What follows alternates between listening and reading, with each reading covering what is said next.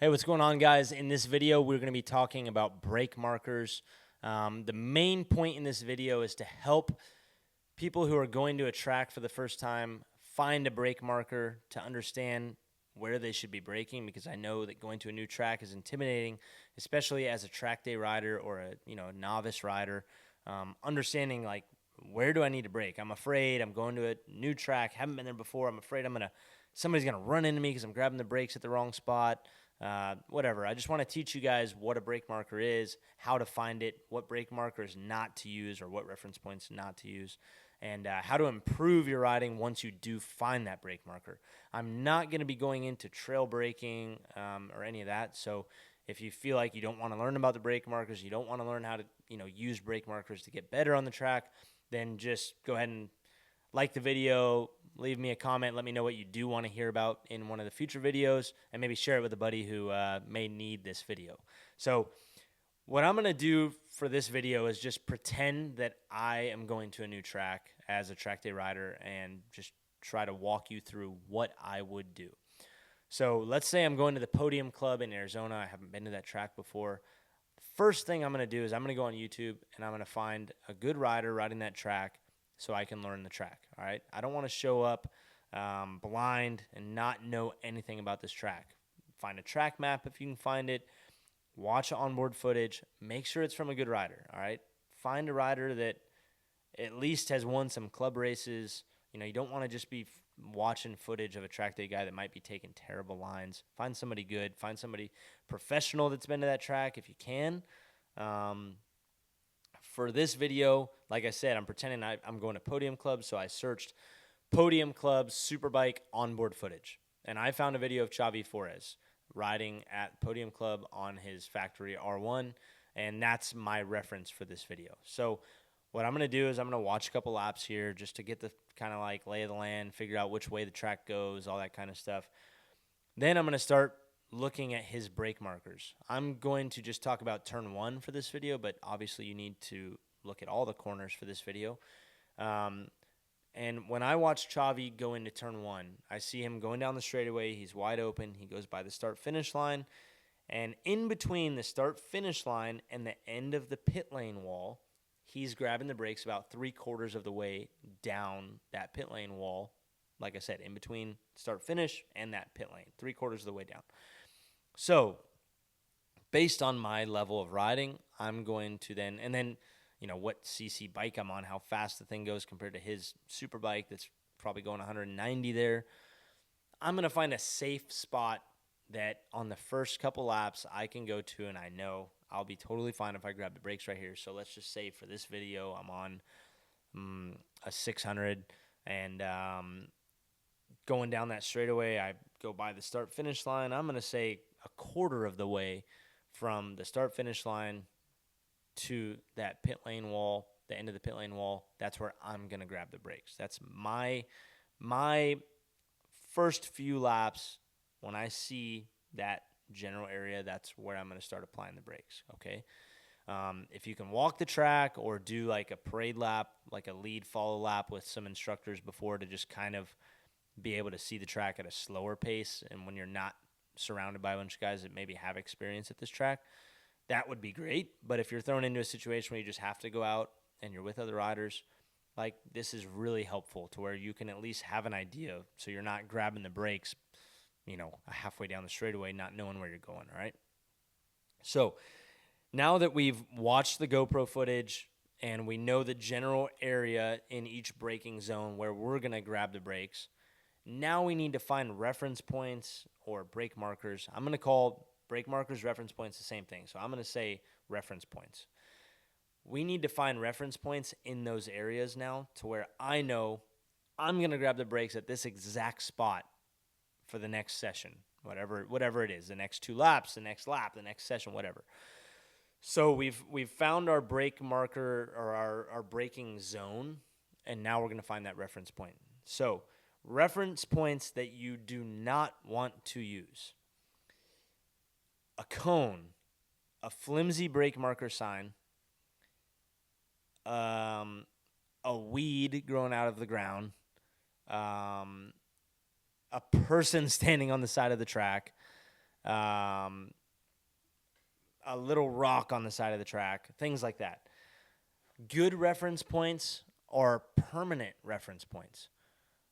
A crack on the track, a seam on the track, a paint line on the track, a patch on the track, the beginning or end of a wall, the beginning or end of the curbing on the side of the track, a building, a tree, a pole, something that is permanent and that's staying there, okay? Some tracks have brake markers that are these big giant signs. It's nice when you have those, but most of them don't. A lot of them just have cones, and when somebody's doing maintenance on the track, they move that cone, and you hope they put it back in that same spot, but you don't know if they did. In between sessions, it could change. I've had that happen before. Somebody moved a cone, and I went flying off the track and ran into a tire wall, and it was not fun. Luckily, it was on a supermoto bike, so I was going like 80 miles an hour. Lucky it didn't happen on a Superbike because, I don't want to know how that would have ended, but luckily it didn't happen.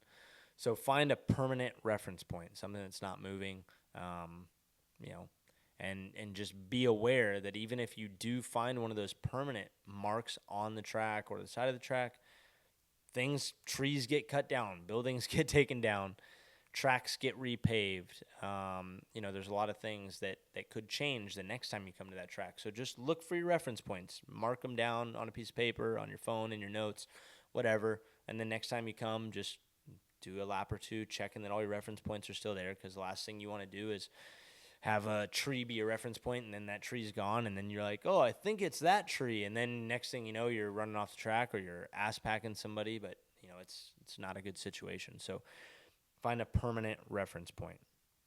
The next thing that we're going to do once we have our permanent reference point is we are going to try and advance where we brake. We don't want to find that reference point and then that just be our brake marker for the rest of eternity. You don't want to be one of the track day guys that's getting on the brakes and then he's coasting into the corner and sometimes applying throttle because he's slowed down so early. The correct way, coming from me, to get on the brakes at your reference point is you're on the throttle. Let's just say you're wide open on the straightaway. Roll off the throttle, grab brakes, and the strongest point of your braking should be at the beginning of your braking, and it should gradually go less and less as you enter the corner. I'm not going to get into all the trail braking and everything that happens past that. We're not doing that today. This video will take too long, and I'll probably ramble forever. I'm not doing that. So when you apply brakes, you off throttle, brakes. The strongest part of your braking should be that initial braking, and then you gradually release brakes. If you find yourself braking and you have a ton of room, then you need the next lap, the next couple laps, move your brake reference point forward. So what I like to do is find that general area reference point, and I know that I'm going to get to that spot, and then the next time I come around, I want to brake one bike length past that, and then 2 bike lengths past that, and then 3 bike lengths past that, and then maybe your reference point changes. But for now, in the beginning, you can just say 1, 2, 3 bike lengths past that, but then eventually you find different reference points, okay? But to improve on the track, you have to move your braking further forward. You can't expect to drop a bunch of time if you're braking at the very first reference point that you ever tried. Tracks are wide. You can brake deeper and deeper. Make sure that first one is a safe one, but then you can start braking deeper and deeper. And when you get to the point where you're running wide, then just back up a little bit. But you guys can't be afraid to push those limits a little bit. I'm not asking you to do anything dangerous. You're just going in 5 to 10 foot increments. But like I said, you're not going to improve if you just keep that same reference point all the time for your braking zone. So make sure you guys are moving that thing forward and playing with it.